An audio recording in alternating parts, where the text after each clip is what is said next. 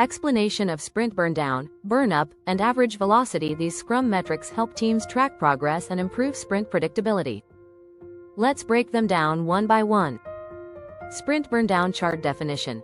A sprint burndown chart visually represents the remaining work in story points, tasks, or hours over a sprint. How it works. 1. The x-axis represents sprint days or time. 2. The y-axis represents remaining work such as tasks or story points. A downward sloping line shows the trend of work completion. Why it's useful. 1. It helps track if the team is on schedule to complete sprint work. 2. It identifies bottlenecks and deviations early. It encourages transparency and accountability. Example. If a sprint starts with 50 story points, and by mid-sprint, only 10 points are completed, the team may need to adjust workload or prioritize better. Sprint Burnup Chart definition. A burnup chart shows completed work over time instead of remaining work. How it works. 1. The x-axis represents sprint days or time. 2. The y-axis represents the total work scope. 3. It has two lines. The total work line, which stays constant unless scope changes. The completed work line, which moves up as work is completed. Why it's useful. 1. It shows actual progress more clearly.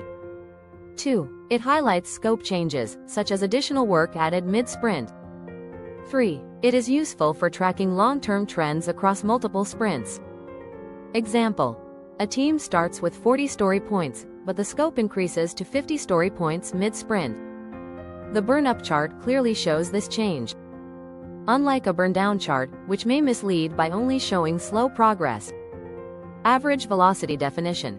Velocity measures the average amount of work completed per sprint, typically in story points. How it works. 1. Formula. Velocity equals total story points completed divided by the number of sprints. 2. It is measured using the past 3 to 5 sprints to get an accurate average. Why it's useful. 1. It helps in sprint planning by predicting how much work can be committed.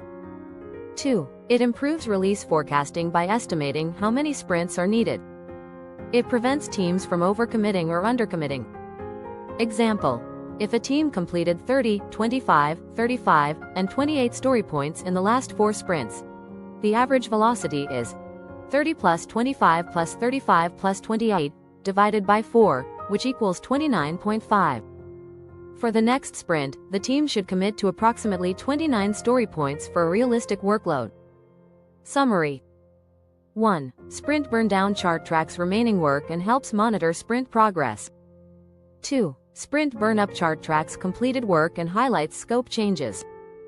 3. Average velocity helps teams plan and forecast work based on past performance. Key takeaway.